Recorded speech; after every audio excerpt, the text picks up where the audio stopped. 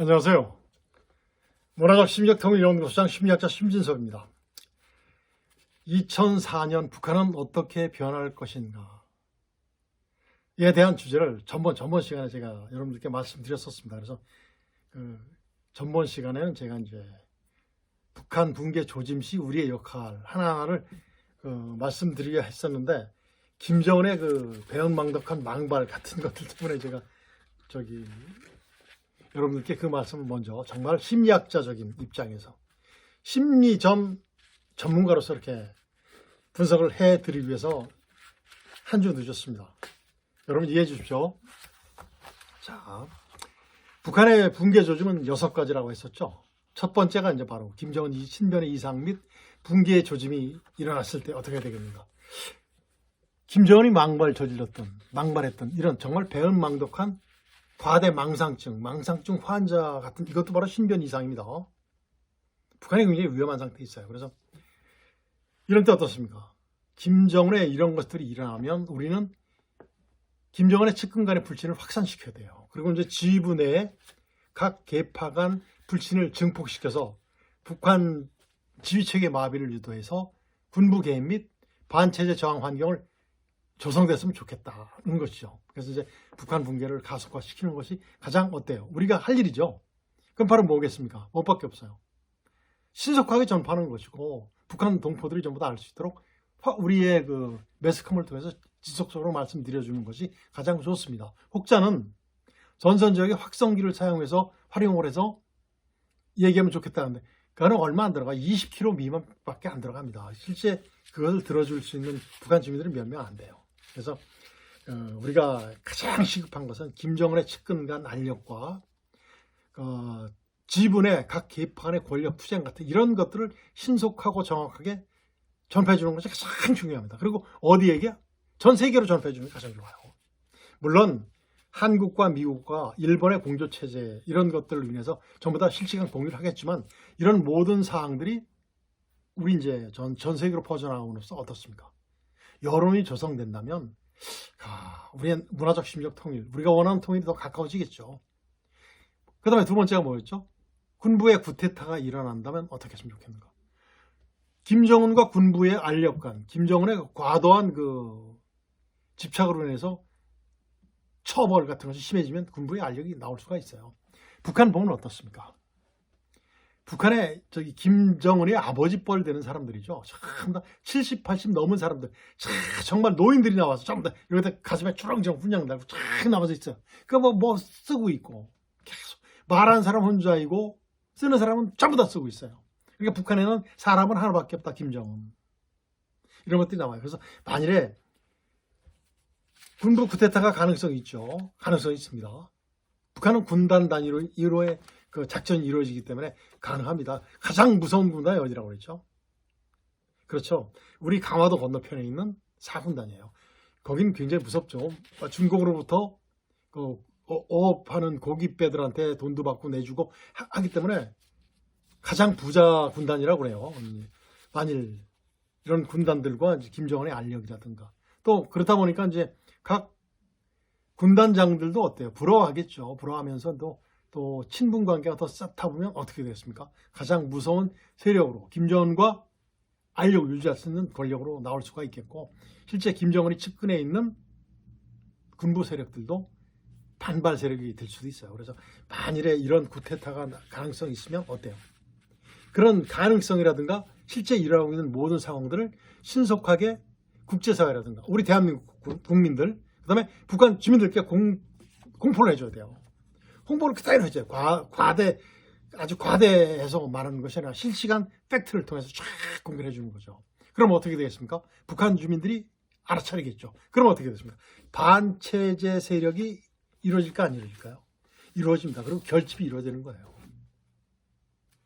군부 쿠데타 아마 가능성이 있을 것 같이 생각됩니다. 여러분들 어때요? 그렇죠?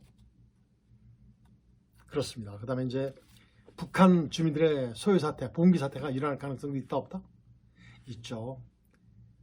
있습니다. 왜? 처음에는 그 봉기를 뭐로 하죠? 생활형 봉기를 하다가 탄압이 심해지고 그러면 어떻게 됩니까? 가속화됩니다. 막 가속화되고 이제 행동화, 그리고 조직적으로 발전하게 돼 있어요. 그런 모습들을 우리는 어떻게 해야 됩니까? 그런 모습도 있으면 정말 안타깝게 생각만 하지 말고 실제 북한 전역에 우리의 그 매스컴을 통해서 얘기를 해주면 돼요. 북한 우리의 모든 언론 매체의 내용들은 북한 주민들도 본다고 제가 말씀드렸죠. 이런 것들. 그리고 북한에서 어떤 사안들이 소식들이 전파되는 것은 한국보다 훨씬 빠르게 전파될 수 있어요. 무슨 효과죠? 공산주의 국가, 폐쇄된 국가에서의 진공관 효과라고 제가 이제 말씀드린 바 있습니다. 굉장히 빨리 전파돼요. 발 없는 말이 정말 천리를 간다. 이런 것들이 바로 그 사태입니다. 그래서 이런 것들. 그래서 이제 그 김정은의 그 반민족적인 행태, 그다음에 반인륜적인 세습 독재의 그 비현실성 같은 거, 이런 것들을 지속적으로 그 설명해 줌으로써 개혁 세력의 입지를 더 강화시킬 수가 있겠습니다. 그렇죠. 다음에 대량 탈북 사태. 정말 오죽하면 탈북하겠습니까? 북한에서 사느니 차라리 북한에서 살다가 죽느니 차라리 탈북하다가 총 맞아 죽는 게 낫겠다라고 생각해서 대한민국으로 넘어오신 분들이 꽤 있었죠. 다 성공했습니다. 정말 이런 사태가 발생되면 북한의 그 폐쇄주의라든가 고립주의, 포갑적 정치에 정말 그 견뎌 못해 이제 탈북하는 사람들, 이런 것들이 많은 이런 상황들이 발생한다면 그 탈북자들의 용기에 대해서 정말 우리는 갈채를 해줘야 돼요. 해주고 대한민국으로 왔을 때 대한민국 우리의 헌법에 보장된 국민들 아닙니까?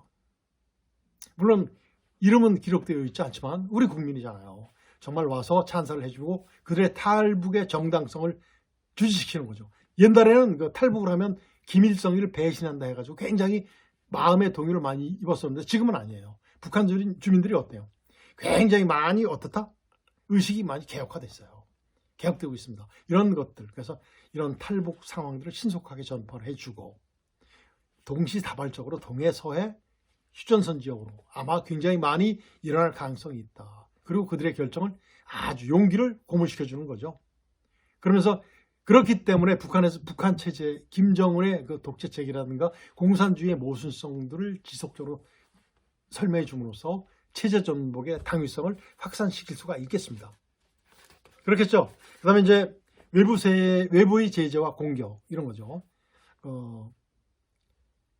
지금 어떻습니까? 외부로부터 이제 굉장히 제재를 많이 받게 되죠. 그리고 이제 군사적으로 공격을 받게 된 이유는 바로 뭐죠? 김정은의 무능이죠. 정말 그 자기밖에 모르는 백두혈통이면 자기 뜻밖에 모르는 거예요. 이런 것들을 그 무능 탓을 돌리고 군과 주민, 내 적개심을 고취시키는 거죠. 그래서 북한에서 개혁을 할 수 있는 사람들은 누구죠? 군인이에요. 군과 김정은을 분리만 시키면 정말 그 우리가 상상을 못한 그런 결과들이 나타나게 됩니다. 그래서 체제 전복을 위한 저항 세력이 그들과 함께 했을 때 어떻습니까? 되겠죠. 가능성이 있습니다. 그래서 고립국가에 대한 지도부의 책임을 심판하는 계기가 되겠다. 그 다음에 지도부와 군부의 무능력을 또 주장을 해주는 거죠. 체제개혁의 당위성을 이렇게 지속적으로 홍보시켜주는 거죠. 홍보. 왜? 가장 좋은 것은 북한 주민들 스스로 알아야 됩니다. 이제 6번째가 뭐였죠? 천재지변이 발생할 수가 있어요. 제가 말씀드린 적도 있는데 북한이 뭐 경제적으로 나름대로 발전돼 있고 발달했고 그다음에 식량 생산도 증대됐다고 하는데 그건 말이죠. 이런 것들. 그래서 북한의 천재지변은 가장 무서운 천재지변이 바로 이제 식량난이겠죠. 식량난. 물론 백두산 폭발 같은 그런 부득이한 어떤 그런 것도 있겠지만 실제 가장 천재지변은 식량난일 겁니다. 그래서 이런 모든 것들의 책임이 누구죠? 김정일과 그 공산주의자들의 통치 때문에 그렇게 된 거 아닙니까? 그래서 그들의 무능력과 불신을 계속해서 확산시켜야 됩니다. 그리고 이제 체제개혁의 바로 적기다.